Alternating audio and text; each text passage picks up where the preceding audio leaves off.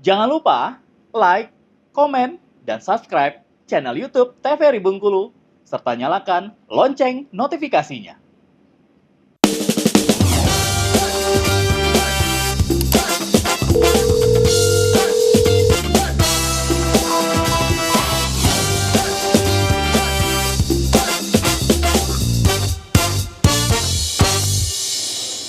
Halo Sobat Sehat, terima kasih Anda masih bersama kami dalam Dokter Kita. Bersama Kita Sehat dengan tema kita kali ini mengenai diare pada anak. Ini semakin menarik ya pemirsa, kita langsung simak saja seperti apa kelanjutannya. Silakan Dokter Wenti. Udah duduk gak sih?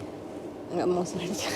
Jadi tadi memang cukup bervariasi ya, jadi ibu juga harus berkreatif gitu ngasih makanan. Dan harus rajin ya, karena sebenarnya yang paling tahu kondisi anak tersebut yang paling dekat adalah sang ibu ya.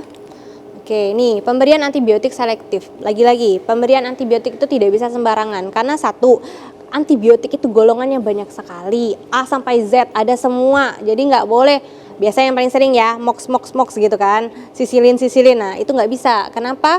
Karena tadi beda sakit, beda juga obatnya. Apakah diare pasti karena bakteri? Belum tentu, bisa karena virus, bisa karena parasit, dan tidak semua harus dilakukan pemberian antibiotik.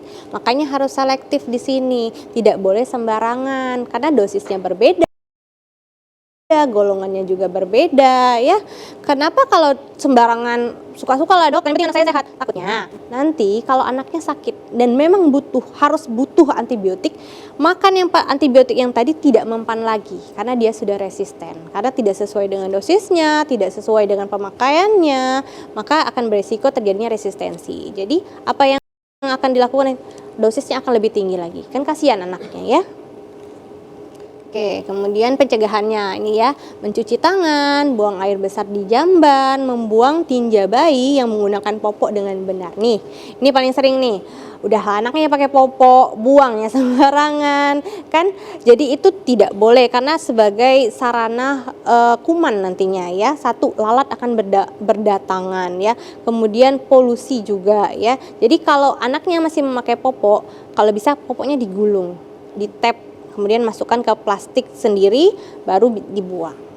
Ya, kadang ibu-ibu tuh sering lalai di sini, mau cepet aja gitu kan, ganti buang. Itu jadi sarana terjadinya sumber kuman nantinya.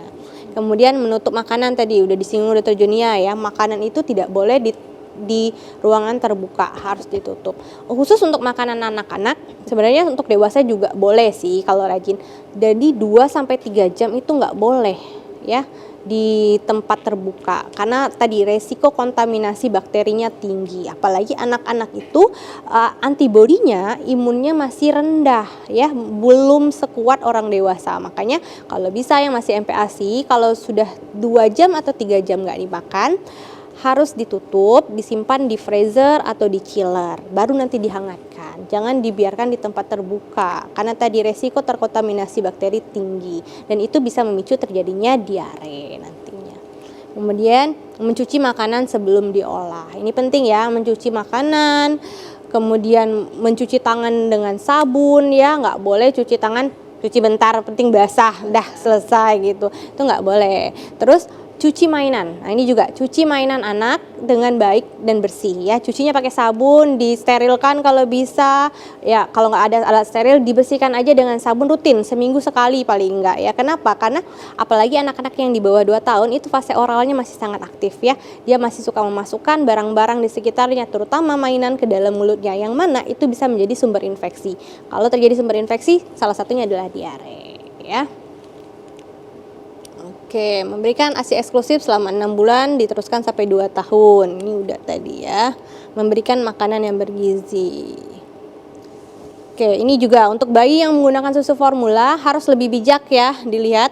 Pertama dari dotnya, kebersihan dotnya itu sumber kuman juga kalau kebersihannya tidak dijaga.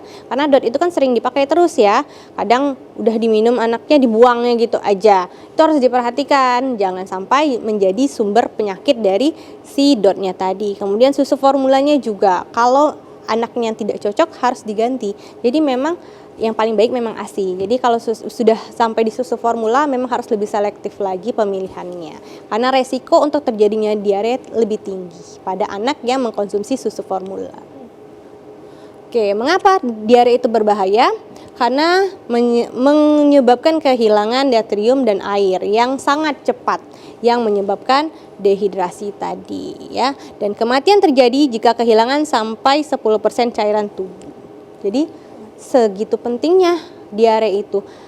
Terlihat sederhana tapi ternyata bahayanya sangat fatal. Luar biasa, baik. Terima kasih Dokter Wenti dan juga Iya. Dokter Junia atas edukasinya hari ini, karena ini kelihatannya kayak sepele banget gitu ya, karena ini kan sering sekali dilakukan setiap hari ya, tapi ternyata sepenting itu pemirsa, dan akibatnya bisa berakibat fatal sampai meninggal dunia. Nah, Dokter Wenti dan Dokter Junia, terima kasih sekali lagi pemirsa, itu tadi informasi dan juga edukasinya, semoga bisa menambah wawasan kita untuk bisa menjaga kesehatan kita dan juga keluarga kita ya. Akhirnya pemirsa, saya Julia Hartanti mewakili seluruh kerabat kerja yang bertugas pamit undur diri. Sampai jumpa di episode berikutnya. Tetap sehat dan semangat selalu.